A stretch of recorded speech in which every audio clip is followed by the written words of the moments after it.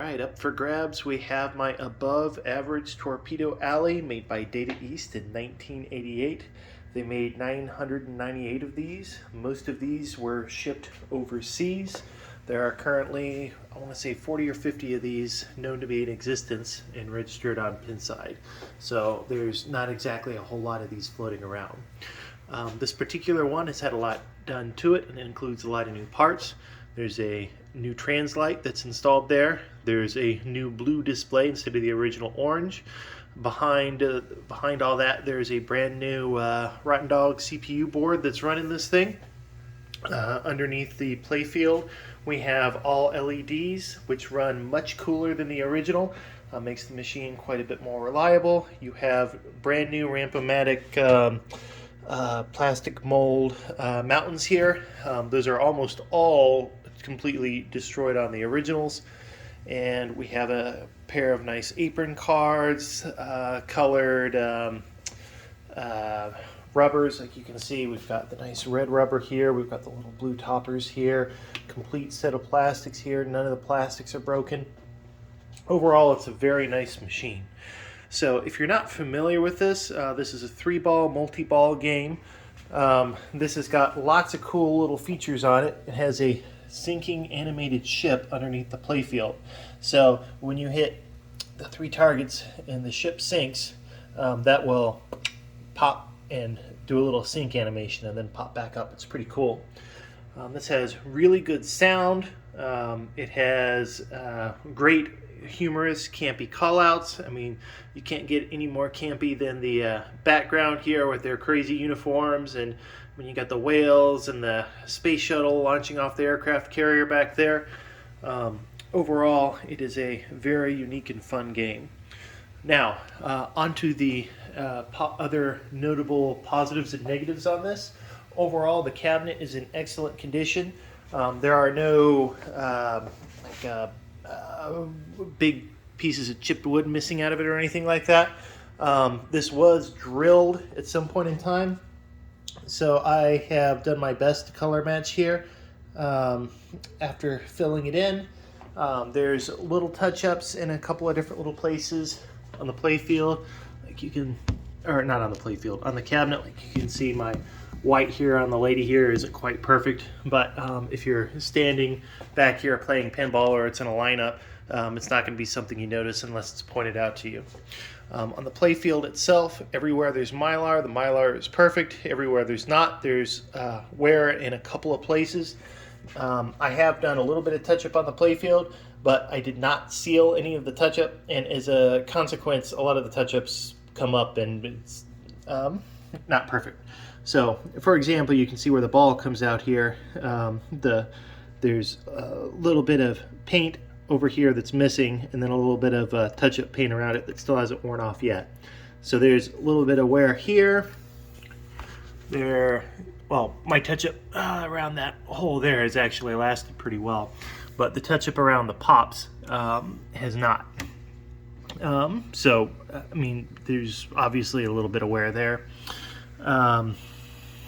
And I did do my very best to do the kick-out lane, get that touched up. That was pretty well messed up earlier, and this is not sealed with anything chemical, but I did put a little strip of Mylar over the top of it, so if you wanted to take a schwack at that, you could just pull the Mylar off, repaint, and put Mylar back on top of it.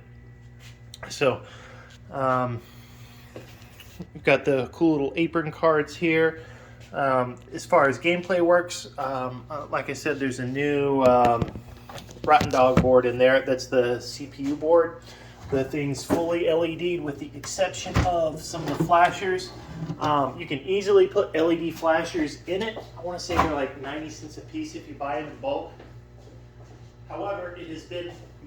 Oh, and you'll notice when I took off the back glass there, this is a sort of a dual layer back glass. So this is what they're looking at through the window, so it gives it a neat 3D effect. You can put LED flashers in here. I have not, other than 1 or 2 in a couple places, just because they're so bright. If you want to put them in yourself, I want to say you can get them for 90 cents or so from Comet. Opening this up, this is a brand new Rotten Dog display here. The originals are orange. This is nice and bright and blue. This is LED, so it doesn't have that outgassing leakage that these get, because these are, the original would be 34 years old now. Opening this up, we have our boards. We've got an original Data East board, original Data East board, original Data East board with 3 matching serial numbers. When I got this, a lot of the lights were out of the machine, and they were traced back to the board. After attempting some board repair, the board didn't work anymore, so I was forced to buy a new one. So there's a brand new Rotten Dog board that's in here that works fine. I haven't had any issues with it. And we have our stereo sound here, and join the Navy, see the world. There we go. But let me put that back on. A little bit.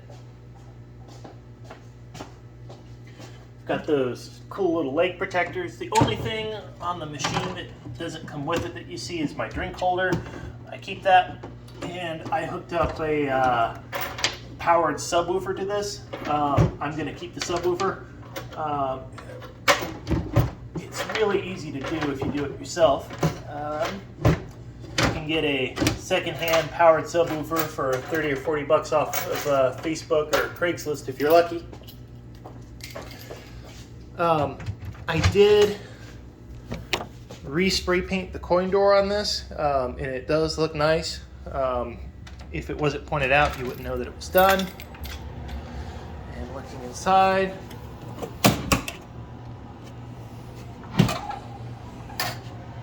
everything is as it should be. Yeah, nice strong flippers all around. I did not rebuild the flippers, but the previous owner did. So they're nice and good. And here's the underside of that animated ship sinking thing I was talking about. But overall, very fun, very campy machine.